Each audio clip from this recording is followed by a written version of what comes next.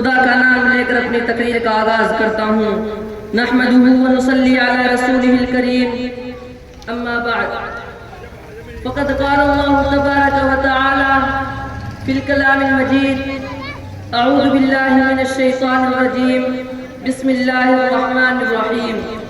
ورفعنا لک ذکرک، وقال اللہ تعالی فی موضع آخر،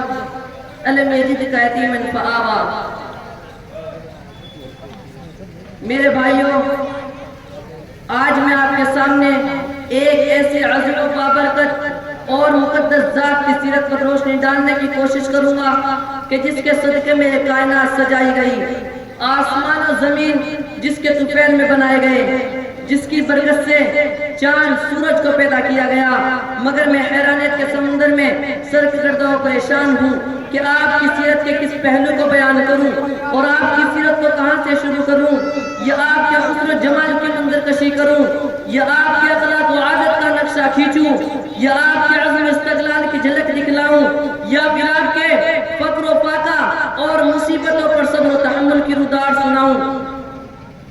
مگر میں حیران و پریشان ہوں کہ میں ایک ادنا سا طالب علم آپ کی سیرت کو کس طرح بیان کروں، اس لیے کہ کوئی بھی بڑے سے بڑا شخص دنیا میں ختم الرسل کی سیرت کو بیان کرنے کا حق ادا نہیں کر سکتا۔ سامعین اکرام، ہر آدمی نے اپنے اپنے انداز میں میرے نبی کی سیرت بیان کی، مگر 1400 سال گزر گئے ہیں، ابھی تک میرے نبی کی سیرت کے سمندر کی گہرائی تک کوئی نہیں پہنچ سکا، لیکن پھر بھی اس نے مقام و مرتبہ حاصل کیا۔ اگر ابوبکر صدیق رضی اللہ تعالیٰ عنہ نے میرے نبی کی سیرت کے سمندر میں غوطہ لگایا تو صدیق اکبر بن گیا، اگر عثمان نے غوطہ لگایا تو ذو النورین بن گیا، اگر عمر فاروق نے غوطہ لگایا تو قاتل سے عادل بن گیا، اور اگر علی مرتضیٰ نے غوطہ لگایا تو حیدر کرار بن گیا، ابن مسعود نے غوطہ لگایا تو محدث اعظم بن گیا، حبشہ کے بلال نے غوطہ لگایا تو جنت کا وارث بن گیا۔ میں اس سے بھی آگے چلتا ہوں کہ اگر امام ابو حنیفہ نے میرے نبی کی سیرت کے سمندر میں غوطہ لگایا تو فقاہت کا امام بن گیا، امام مالک نے غوطہ لگایا تو حق گو اور صادق بن گیا، شاہ ولی اللہ نے غوطہ لگایا تو علم پڑھانے والا بن گیا، شاہ اسماعیل شہید نے غوطہ لگایا تو جذبہ حریت والا بن گیا، قاسم نانوتوی نے غوطہ لگایا تو علم و حکمت کا عرفان اور جنگ آزادی کا ہیرو بن گیا۔ بلکہ مجھے کہنے دو کہ مولانا یونس جونپوری نے میرے نبی کی سیرت کے سمندر میں غوطہ لگایا تو امیر المؤمنین فی الحدیث شریف بن گیا۔ میرے دوستو، آپ صلی اللہ علیہ وسلم کا حسن و جمال قرآن کریم کے رسول میں بکھرا پڑا ہے۔ ام المؤمنین سیدہ عائشہ رضی اللہ تعالی عنہا سے پوچھا گیا، اماں آپ صلی اللہ علیہ وسلم کی شان بیان کرو، تو اماں نے فرمایا قرآن کریم نہیں پڑھتے ہو؟ لوگوں نے کہا پڑھتے ہیں، تو اماں نے فرمایا کہ قرآن کریم کھولو، قرآن کے رسول میں محمد رسول اللہ کا حسن و جمال بکھرا پڑا ہے۔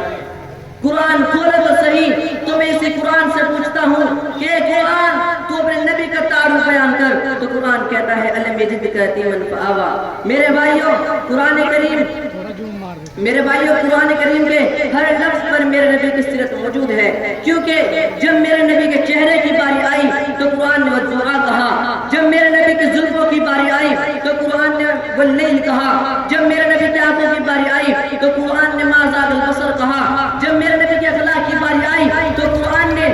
انک لعلی خلق عظیم کہا، جب میرے نبی کی رحمت کی باری آئی تو قرآن نے وما ارسلناک الا رحمۃ للعالمین کہا، جب میرے نبی کے ساتھیوں کی باری آئی تو قرآن نے اولئک هم المفلحون کہا، جب میرے نبی کے شاگردوں کی باری آئی تو قرآن نے اولئک هم الراشدون کہا، جب میرے نبی کے جانشینوں کی باری آئی تو قرآن نے اولئک هم المؤمنون کہا۔ لیکن سنو،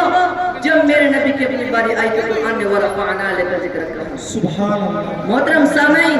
ایسا ذکر اونچا کیا کہ جب اللہ تبارک و تعالی حضرت آدم علیہ السلام کے ساتھ، یا حضرت زکریا علیہ السلام کے ساتھ، یا حضرت نوح علیہ السلام کے ساتھ، یا حضرت ابراہیم علیہ السلام کے ساتھ، حتیٰ کہ 1,24,000 انبیاء اکرام میں سے اللہ تبارک و تعالی جس کسی کے ساتھ میں مخاطب ہوئے تو ان میں سے ایک کا نام لے کر خطاب کیا، لیکن قربان جاؤں کرے محبوب پر کہ جب بھی میرے نبی کی باری آئی تو اللہ نے نام لے کر خطاب نہیں کیا، بلکہ کہیں یا رسول کہا، کہیں یا المزمل کہا، کہیں یا المدثر کہا، اور کہیں طٰہٰ کہا، کہیں یاسین کہا، کہیں بشیر کہا، کہیں نذیر کہا، کہیں شاہد کہا، کہیں سراج منیرہ کہا۔ عزیز ساتھیوں، میرے پیغمبر کو ایسی بلند شان اللہ تبارک و تعالیٰ نے عطا فرمائی کہ جس کا آپ اندازہ بھی نہیں لگا سکتے۔ معراج کی رات میں ملائکہ اور باقی تمام انبیاء اکرام مقتدی، لیکن میرے محبوب کو آگے کر کے امام بنا دیا۔ ایسی بلند شان کہ خود اللہ تعالیٰ فرماتے ہیں کہ جہاں میں توحید کا ذکر ہوگا وہاں محبوب تیری رسالت کا بھی ذکر ہوگا۔ ایسی بلند شان عطا فرمائی کہ حضرت موسیٰ علیہ السلام جیسا نبی بھی اس بات کو طلب کرے کہ کاش میں آخر رسول کی امت میں سے ہوتا، کاش میں آخر رسول کی امت میں سے ہوتا۔ ایسی بلند شان کہ پہلے نبی قبیلے کا، پہلے نبی بستی کا، پہلے نبی شہر کا، پہلے نبی محلے کا، لیکن فرمایا میرا آخری نبی آنے والی پوری امت کا نبی ہوگا۔ یہی تو معنی ہے وَرَفَعْنَا لَكَ ذِكْرَكَ۔ میرے دوستو، اب میں ایک شعر کے ساتھ میں تقریر ختم کرتا ہوں کہ ہے کمال رتبہ مصطفیٰ بلغ العلا بکمالہ، ہے کمال رتبہ مصطفیٰ بلغ العلا بکمالہ، یہ اثر ہے ان کے جمال کا کشف الدجا بجمالہ۔